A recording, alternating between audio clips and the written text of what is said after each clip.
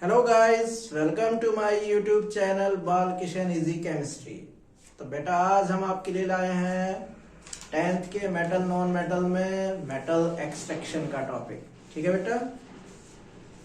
तो metal extraction में बेटा सबसे पहले आते हैं मिनरल्स के बारे में। तो मिनरल्स क्या होते हैं बेटा? कोई भी मेटल अर्थ क्रस्ट के नीचे जिस फॉर्म में भी पाई जाती है उसको ही हम क्या कहते हैं बेटा? मिनरल्स कहते हैं। तो the form in which a metal found in earth crust is called mineral. Mineral के बाद बेटा नेक्स्ट ओर। तो और क्या होते हैं बेटा? तो कोई भी मेटल अर्थ क्रस्ट में जो है डिफरेंट फॉर्म में एग्जिस्ट कर सकती है। ठीक है, एक से ज्यादा फॉर्म में वो मिल सकती है। लेकिन किसी भी मेटल की जितनी भी डिफरेंट फॉर्म है, मतलब जितने भी मिनरल्स हैं, उन मिनरल्स में से जिस मिनरल से मेटल को हम इजीली एक्सट्रैक्ट कर सकते हैं, कम पैसे खर्च करके ज्यादा क्वांटिटी में मेटल हम गेन कर सकते हैं, उस मिनरल को बेटा ओर कहा जाता है। ठीक है। तो और क्या हो गया? वो मिनरल जिससे मेटल को हम आसानी से कम पैसे खर्च करके लार्ज क्वांटिटी में गेन कर सकते हैं, उस मिनरल को और कहा जाता है बेटा। ठीक है। तो और क्या है? The mineral from which metal can be extracted profitably, मतलब जहां हमारा प्रॉफिट होता है, मीन्स कम पैसे खर्च होते हो और ज्यादा मुनाफा होता है, प्रॉफिट ज्यादा होता हो, तो उस मिनरल को फिर क्या कहा जाएगा बेटा? और। तो मीन्स जो मिनरल है वो जरूरी नहीं है कि और हो, लेकिन जो और है वो मिनरल है। तो ये और मिनरल में डिफरेंस है कि all ores are mineral but all minerals are not ore. ठीक है बेटा। तो अब और के कुछ एग्जाम्पल हैं मेटल और का फॉर्मूला।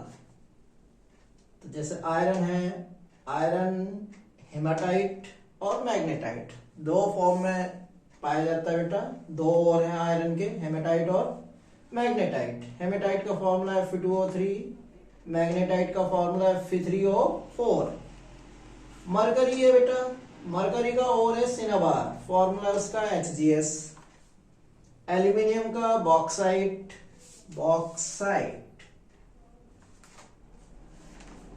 फॉर्मूला है Al2O3। कॉपर का मेन और है बेटा कॉपर पायराइट, CuFeS2। सिल्वर का मेन और है बेटा अर्जेंटाइट, फॉर्मूला है Ag2S। लीड का मेन और है गैलेना, फॉर्मूला PbS। और सोडियम मेटल का जो मिनरल है उसको हम रॉक सॉल्ट कहते हैं, फॉर्मूला हो गया इसका NaCl। ठीक है बेटा। तो बेटा मेटलर्जी क्या होता है? वो प्रोसेस जिससे हम किसी और को कन्वर्ट करेंगे प्योर मेटल में। तो किसी और से प्योर मेटल को गेन करने के लिए जितने भी उसमें स्टेप्स इन्वॉल्व होते हैं, उस कंप्लीट प्रोसेस को बेटा मेटलर्जी कहा जाता है। ठीक है। तो the process of extracting a pure metal from ore is called metallurgy. अब मेटलर्जी में कौन कौन से स्टेप्स होंगे? तो बेटा स्टेप्स जो है मेटलर्जी के, फर्स्ट है कंसंट्रेशन ऑफ ओर, सेकंड है conversion of concentrated ore to metal oxide, third है बेटा reduction of metal oxide to metal, और लास्ट है रिफाइनिंग ऑफ मेटल। ठीक है बेटा। तो ये स्टेप्स हैं जो मेटलर्जी में इन्वॉल्व होंगे। ठीक है। तो फर्स्ट स्टेप है कंसंट्रेशन ऑफ ओर। तो कंसंट्रेशन ऑफ ओर का मतलब क्या होता है बेटा? और हमें कहां से मिला? अर्थ क्रस्ट से। तो जब जमीन के नीचे से ओर को निकाला जाता है तो उसके साथ सैंड, क्ले, ठीक है, ये उसके साथ अटैच होते हैं। ठीक है। तो जब ओर को निकालेंगे तो उसमें मिट्टी, रेत, कंकड़, पत्थर, ये सब चीजें उसके साथ अटैच होती हैं। तो ये जो मिट्टी, रेत, कंकड़, पत्थर, इनको हम क्या कहते हैं? अर्थी इम्प्योरिटीज कहते हैं, गैंग्यू या मैट्रिक्स कहते हैं। तो किसी और में से गैंग्यू या मैट्रिक्स को रिमूव करना, इस प्रोसेस को बेटा क्या कहा जाता है? Concentration of ore. तो कंसंट्रेशन ऑफ ओर क्या है? Removal of earthy impurities. Earthy impurities means gangue और matrix is called concentration of ore. It can be done in following way. concentration of ore हम कैसे कैसे कर सकते हैं? First by froth flotation, second by magnetic separation, और third है leaching. और लीचिंग को हम और क्या कह सकते हैं? Chemical separation.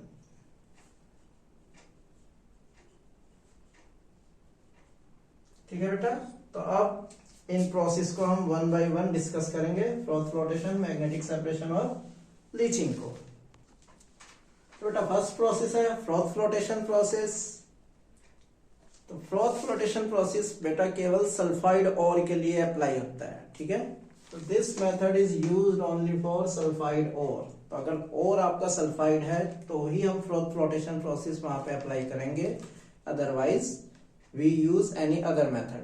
ठीक है बेटा, तो it is based on the principle that ore particle are wetted by oil and impurities are wetted by water। तो ये इसका मेन प्रिंसिपल है कि ore पार्टिकल जो होंगे वो किससे वेट होंगे? ऑयल से,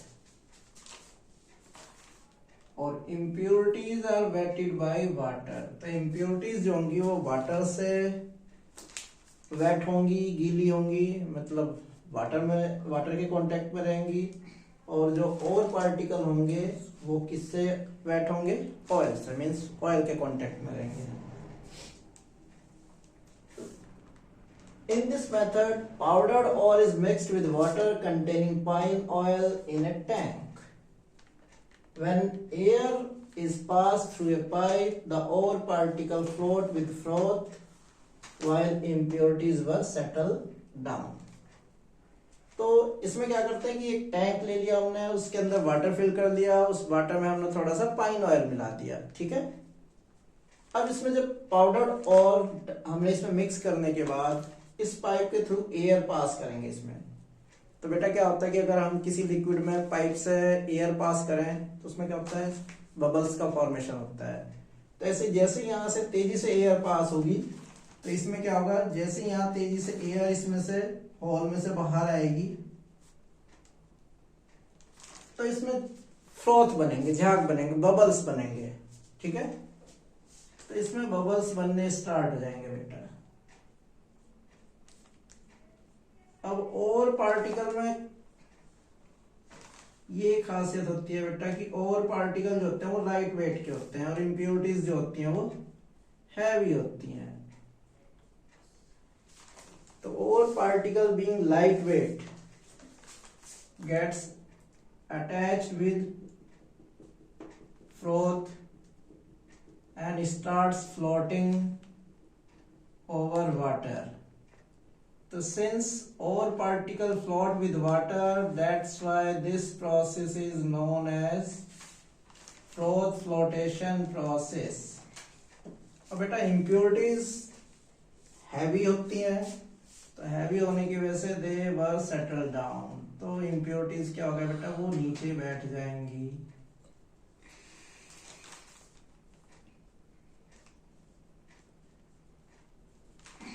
तो यहां पे क्या हो गया बेटा? ये और हो गया प्लस फ्रॉथ। तो फ्रॉथ के साथ और पार्टिकल आ जाएंगे। तो क्योंकि और पार्टिकल फ्रॉथ के साथ फ्लोट करते हैं इसीलिए इस प्रोसेस का नाम क्या हो गया बेटा? Froth flotation process. और किसके लिए अप्लाई होता है? Only for sulphide ore. ठीक है बेटा, तो बेटा सेकेंड है मैग्नेटिक सेपरेशन। मैग्नेटिक सेपरेशन वहां पे अप्लाई होगा जहां पे और पार्टिकल जो होंगे वो मैग्नेटिक होंगे और जो इम्प्योरिटीज होंगे बेटा वो नॉन मैग्नेटिक होंगी। मींस और इम्प्योरिटीज पे मैग्नेट का कोई इफेक्ट नहीं पड़ेगा। तो इसमें क्या होगा कि इस मेथड में दो मेटल व्हील होते हैं जिनके ऊपर एक बेल्ट मूव करती है। ठीक है बेटा, तो हम जिस ओर का कंसंट्रेशन करना है उसको क्रशर से क्रश करके पाउडर में कन्वर्ट कर देते हैं। पाउडर्ड ओर को इस मूविंग बेल्ट के ऊपर डाला जाता है। इस एंड पे जो व्हील लगा हुआ है उसमें हम मैग्नेट लगा देते हैं। एम मीन्स मैग्नेट हो गया, तो उससे उसके अंदर मैग्नेटिक प्रॉपर्टी आ जाती है। तो जैसे ये बेल्ट इस व्हील मैग्नेटिक व्हील के ऊपर आती है तो जो इम्प्योरिटीज होंगी उन पर तो मैग्नेट का कोई इफेक्ट नहीं पड़ेगा बेटा, लेकिन जो और पार्टिकल हैं वो उससे चिपक जाएंगे, अटैच हो जाएंगे मैग्नेटिक फोर्स की वजह से। तो और पार्टिकल तो इस बेल्ट से चिपके हुए रहेंगे, लेकिन जैसे ये बेल्ट इस व्हील के ऊपर मूव करेगी तो और पार्टिकल दूर जाके गिर जाएंगे और इम्प्योरिटीज जो होंगी वो दूर जाके गिर जाएंगी और पार्टिकल इससे चिपके हुए आएंगे। जैसे यहाँ पे मैग्नेटिक इफेक्ट खत्म होगा, मैग्नेट का असर खत्म होगा, तो और पार्टिकल इस बेल्ट से नीचे गिर जाएंगे। तो मीन्स और जो है वो एक जगह इकट्ठे होते रहेंगे, इम्प्योरिटीज दूर जाके गिरती रहेंगी। तो इस तरह से मैग्नेटिक सेपरेशन से हम और इम्प्योरिटीज को एक दूसरे से अलग कर देते हैं। ठीक है बेटा। नेक्स्ट मेथड है लीचिंग और केमिकल सेपरेशन। तो केमिकल सेपरेशन क्या होता है? इम्प्योरिटीज को किसी सुटेबल केमिकल रिएजेंट की हेल्प से रिमूव करना है। इस प्रोसेस को हम लीचिंग या केमिकल सेपरेशन कहते हैं। ठीक है। एग्जांपल है बेटा बॉक्साइट और है। अगर बॉक्साइट के अंदर आयरन की इम्प्योरिटी है तो उसको रिमूव करने के लिए बॉक्साइट को हम सोडियम हाइड्रोक्साइड के साथ ट्रीट करेंगे। तो इससे क्या होगा?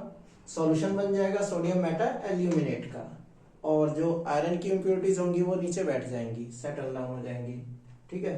तो ये जो सॉल्यूशन बना सोडियम मेटा एल्यूमिनेट का, इसको हाइड्रोलाइज करोगे तो एल्यूमिनियम हाइड्रोक्साइड के व्हाइट प्रेसिपिटेट्स बन जाएंगे। इन प्रेसिपिटेट्स को फिल्टर करके हीट करोगे तो प्योर एल्यूमिनियम ऑक्साइड बन जाता है। ठीक है बेटा। तो इस तरह से हम केमिकल सेपरेशन से इम्प्योरिटीज को और से अलग कर देते हैं। ठीक। तो बेटा अब एक्सट्रैक्शन यहां से स्टार्ट होता है। तो इसमें हम पहले उन मेटल का एक्सट्रैक्शन बताएंगे जो रिएक्टिविटी सीरीज, जो कि हमने फर्स्ट चैप्टर में भी पढ़ी है और थर्ड चैप्टर में भी, मतलब मेटल नॉन मेटल वाले चैप्टर में पढ़ी है। तो वो मेटल जो रिएक्टिविटी सीरीज में बॉटम पे है, नीचे है। ठीक है। तो metal present low in the activity series, जैसे copper, mercury, silver, gold, platinum. तो इन मेटल्स की बात करते हैं। तो इनमें क्या होता है कि बेटा इन मेटल के जो ऑक्साइड हैं, इनकी ये खासियत है कि मेटल ऑक्साइड को अगर हम हीट करें तो मेटल ऑक्साइड मेटल में रिड्यूस हो जाते हैं। तो जैसे मरकरी है तो मरकरी का और क्या होता है बेटा? सिनाबार। ठीक है। और ऐसे ही कॉपर का कॉपर पायराइट भी है, कॉपर ग्लांस भी है। ठीक है। तो सिनाबार वाला क्वेश्चन बेटा एग्जाम में कई बार आया, मोस्ट इंपोर्टेंट है। ठीक है। तो सिनेबार को अगर हम हीट करते हैं तो ये कन्वर्ट हो जाएगा किसमें? मेटल ऑक्साइड में। और फिर मेटल ऑक्साइड को हम इजीली रिड्यूस कर सकते हैं मेटल में बाय हीटिंग। ठीक है। तो बेटा मेटल को यानी कि ओर को हम डायरेक्ट मेटल में चेंज नहीं कर सकते। तो पहले ओर को हमें मेटल के ऑक्साइड में कन्वर्ट करना होता है, फिर मेटल ऑक्साइड को हम रिड्यूस करेंगे मेटल में। तो मरकरी का और सिनेबार HDS है, इसको एयर की प्रेजेंस में हीट करेंगे हम तो ये मर्क्यूरिक ऑक्साइड में कन्वर्ट हो जाएगा। मर्क्यूरिक ऑक्साइड को फर्दर हीट करोगे तो ये रिड्यूस हो जाएगा मरकरी मेटल में। तो ये मोस्ट इंपोर्टेंट है, एग्जाम में कई बार आया हुआ है।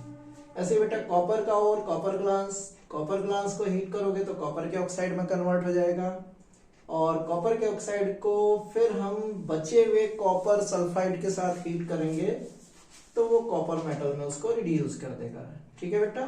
तो ये हो गया हमारा एक्सट्रैक्शन किन मेटल्स का जो एक्टिविटी सीरीज में बॉटम पे है, नीचे है।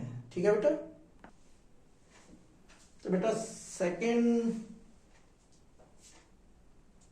में वो मेटल आ गए जिनकी पोजीशन रिएक्टिविटी सीरीज में मिडिल में होती है, मतलब जो मॉडरेटली रिएक्टिव होते हैं, ना ज्यादा मोर रिएक्टिव ना ज्यादा लेस रिएक्टिव। तो जैसे आयरन, जिंक, लीड, इन मेटल की बात करें तो ये मेटल बेटा नेचर में या तो कार्बोनेट ओर की फॉर्म में पाए जाते हैं या सल्फाइड ओर की फॉर्म में। तो इन ओर को पहले हमें, चाहे वो कार्बोनेट ओर हो चाहे सल्फाइड ओर हो, पहले मेटल ऑक्साइड में कन्वर्ट करना होता है और फिर मेटल ऑक्साइड को हम रिड्यूस करेंगे बाय यूजिंग कार्बन। तो स्टेप फर्स्ट हो गया conversion of ore to metal oxide. ठीक है, अब बताया हमने कि कार्बोनेट या सल्फाइड दोनों हो सकते हैं। अगर कार्बोनेट ओर है तो हम कैल्सिनेशन करेंगे और सल्फाइड ओर है तो हम बेटा रोस्टिंग करेंगे। तो कैल्सिनेशन, सबसे पहले कैल्सिनेशन क्या होता है, हीटिंग ए ओर, ठीक है, concentrated ore in absence of air. तो अगर हम किसी ओर को एयर की एब्सेंस में हीट कर रहे हैं, कितना हीट करें, बिलो मेल्टिंग पॉइंट। ठीक है, तो अगर किसी ओर को हम एयर की एब्सेंस में हीट कर रहे हैं तो इस प्रोसेस को कहेंगे कैल्सिनेशन। तो जिंक कार्बोनेट है, हीट कर रहे हैं CO2 उसमें से, मतलब इसमें क्या होता है कि जो वोलेटाइल इंप्योरिटीज है वो उसमें से रिमूव हो जाती हैं। तो जिंक कार्बोनेट कन्वर्ट हो जाता है जिंक ऑक्साइड में, CO2 इसमें से रिलीज हो जाती है। Next roasting. रोस्ट का मतलब क्या होता है, किसी को बेटा भूनना, मीन्स आग में भून देना, जैसे रोस्टेड चिकन। तो heating a sulphide ore in presence of air. ठीक है, कंडीशन इसमें भी वही है, बिलो इट्स मेल्टिंग पॉइंट। तो किसी भी ओर को एयर की प्रेजेंस में उसके मेल्टिंग पॉइंट से लो टेम्परेचर पे हीट करने का प्रोसेस क्या होता है, रोस्टिंग होता है। ठीक है बेटा, ये सल्फाइड ओर के लिए अप्लाई होगा, कैल्सिनेशन कार्बोनेट ओर के लिए। जिंक सल्फाइड है, मतलब जिंक कार्बोनेट की फॉर्म में भी एग्जिस्ट कर नेचर में मिल रहा है और सल्फाइड की फॉर्म में भी। तो सल्फाइड को एयर में हीट करोगे तो ये जिंक ऑक्साइड में कन्वर्ट हो गया, सल्फर डाइऑक्साइड इसमें से बाहर निकल जाएगी। ठीक है, तो ये फर्स्ट स्टेप हो गया जिसमें हमने ओर को कन्वर्ट किया किसमें, मेटल ऑक्साइड में। Step second, reduction of metal oxide to metal. तो अब इस ऑक्साइड को हम मेटल में रिड्यूस करेंगे, प्रोसेस हो जाएगा स्मेल्टिंग। तो reduction of metal oxide by carbon is called smelting. तो इस प्रोसेस को हम स्मेल्टिंग कहेंगे। तो ये जो जिंक ऑक्साइड, चाहे वो कैल्सिनेशन से मिला हो चाहे वो रोस्टिंग से मिला हो, इसको कोक के साथ हम हीट करेंगे, गर्म करेंगे, तो कार्बन मोनोऑक्साइड इसमें से रिलीज हो जाएगी और जिंक मेटल ये अलग हो जाएगी। इस तरह से हम मेटल की ओर से उसको हम मेटल में कन्वर्ट कर देंगे। ठीक है बेटा, अब बात करते हैं बेटा उन मेटल्स की जो रिएक्टिविटी सीरीज में टॉप पे है, मतलब हाईली रिएक्टिव मेटल की। तो जो बेटा हाईली रिएक्टिव मेटल होती हैं उनको हम ऑब्टेन कर सकते हैं by using electrolytic reduction. For example sodium metal है, सोडियम मेटल का और क्या है, रॉक सॉल्ट NaCl। तो मोल्टन NaCl का अगर हम इलेक्ट्रोलाइसिस करते हैं तो इलेक्ट्रोलाइसिस करते ही क्या होगा,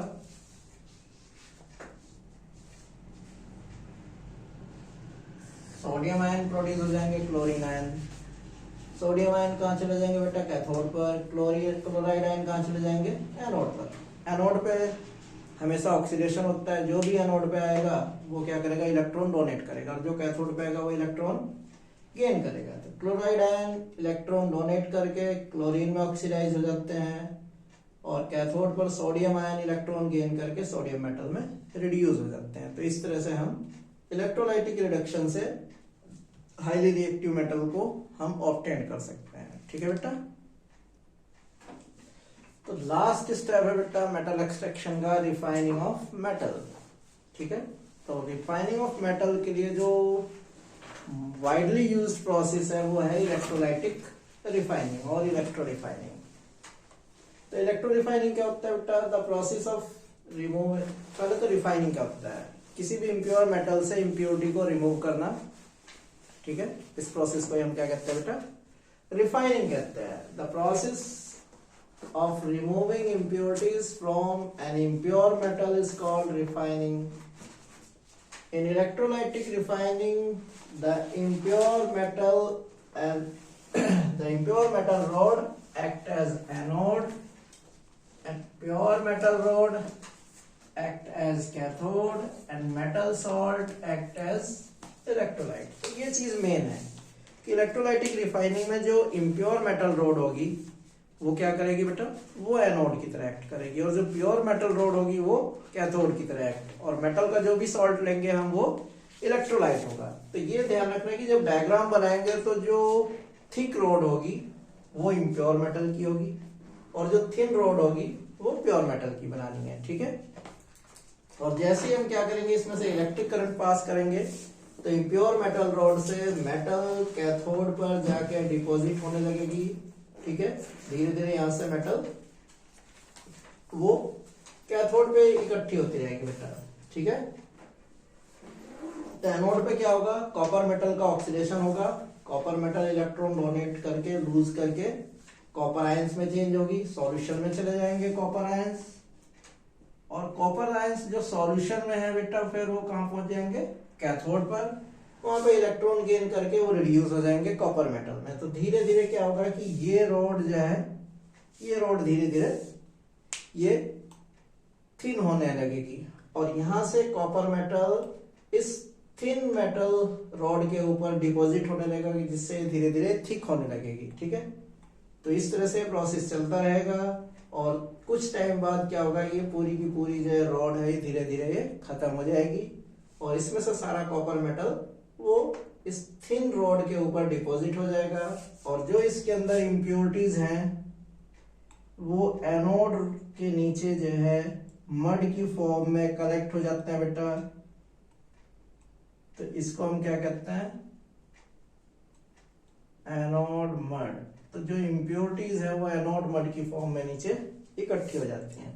ये भी प्रोसेस खत्म हो जाएगा तो इस थिन रोड को बाहर निकाल लेंगे और नाइफ वगैरह की हेल्प से इसको स्क्रैच करके एक्स्ट्रा डिपोजिशन जो है उसको हम स्क्रैच करके हटा लेंगे। इस तरह से हमें प्योर मेटल मिल जाती है, ठीक है बेटा। तो लास्ट टॉपिक है बेटा इस चैप्टर का एलॉय। तो एलॉय क्या होता है बेटा, होमोजेनियस मिक्सचर ऑफ टू और मोर मेटल और मेटल एंड नॉन मेटल। तो मेटल मेटल का मिक्सचर भी हो सकता है या मेटल नॉन मेटल का मिक्सचर भी हो सकता है। तो मेटल मेटल और मेटल नॉन मेटल का जो होमोजेनियस मिक्सचर होगा उस होमोजेनियस मिक्सचर को ही हम क्या कहेंगे बेटा, एलॉय कहेंगे। तो एलॉय की जो प्रॉपर्टी होती है वो मेटल से ज्यादा इंप्रूव हो जाती है। जैसे conductivity of alloy is less than that of pure metal. तो प्योर मेटल से कम कंडक्टिविटी किसकी हो जाती है, एलॉय की। एग्जाम्पल है एलॉय के, फर्स्ट है स्टेनलेस स्टील, एग्जाम में कई बार आया हुआ बेटा। तो स्टेनलेस स्टील क्या होता है, जब आयरन के साथ हम मिक्स कर देंगे क्या, निकेल, क्रोमियम एंड कार्बन। तो कई बार एग्जाम में ये पूछा हुआ है कि जो है स्टेनलेस स्टील में बताओ कौन सा नॉन मेटल होता है। तो नॉन मेटल क्या है इसमें बेटा, कार्बन। फिर ये आ जाता है कि कार्बन मिलाने से इसकी उस प्रॉपर्टी पे क्या इफेक्ट पड़ता है। तो कार्बन मिलाने से वो हार्ड हो जाता है बेटा। तो ये चीज ध्यान रखनी है, ठीक है। तो स्टेनलेस स्टील किसका एलॉय है, जब आयरन को मिक्स करेंगे निकेल एंड क्रोमियम के साथ, ठीक है बेटा। और नॉन मेटल क्या होती है उसमें, कार्बन। कार्बन मिलाने से वो हार्ड हो जाता है, ठीक। सेकेंड एलॉय है एमलगम। एमलगम क्या होता है बेटा, मरकरी मेटल को किसी भी अदर मेटल के साथ अगर हम मिक्स कर देते हैं तो ये जो मिक्सचर प्रिपेयर होगा इस मिक्सचर को ही हम क्या कहेंगे, एमलगम, ठीक है। तो जिस मेटल के साथ मिक्स करेंगे उसी मेटल का एमलगम बन जाएगा। सपोज मरकरी के साथ हमने सोडियम मिक्स कर दिया तो सोडियम एमलगम, ठीक है। कैल्शियम मिक्स कर दिया तो कैल्शियम एमलगम। नेक्स्ट है सोल्डर। सोल्डर क्या होता है बेटा, mixture of lead and tin. तो लीड एंड टिन को मिक्स कर देते हैं तो ये मिक्सचर जो है सोल्डर, ठीक है। तो ये सोल्डिंग में यूज होता है, मतलब इलेक्ट्रिक वायर को जोड़ने में सर्किट को। फोर्थ है ब्रास, ठीक है। ब्रास क्या बेटा, mixture of copper and zinc, 80% copper and 20% zinc. तो इस रेशो में इनको मिक्स करोगे तो इनका मिक्सचर जो होगा वो क्या बन जाएगा, ब्रास, पीतल बन जाएगा। लास्ट है ब्रॉन्ज। तो स्पोर्ट्स में थर्ड अवार्ड जो मिलता है ब्रॉन्ज मेडल होता है, ठीक है। First gold, second silver, third bronze. तो ब्रॉन्ज क्या होता है, mixture of copper and tin, 90% copper and 10% tin. तो इस मिक्सचर को हम कहते हैं ब्रॉन्ज, ठीक है बेटा। ब्रॉन्ज का यूज स्टैच्यू बनाने में, ठीक है, और मेडल वगैरह बनाने में इसका यूज किया जाता है, ठीक है बेटा। तो बेटा आप हमारी वीडियो को लाइक कीजिए, सब्सक्राइब कीजिए हमारे चैनल को और शेयर कीजिए ज्यादा से ज्यादा। थैंक यू बेटा।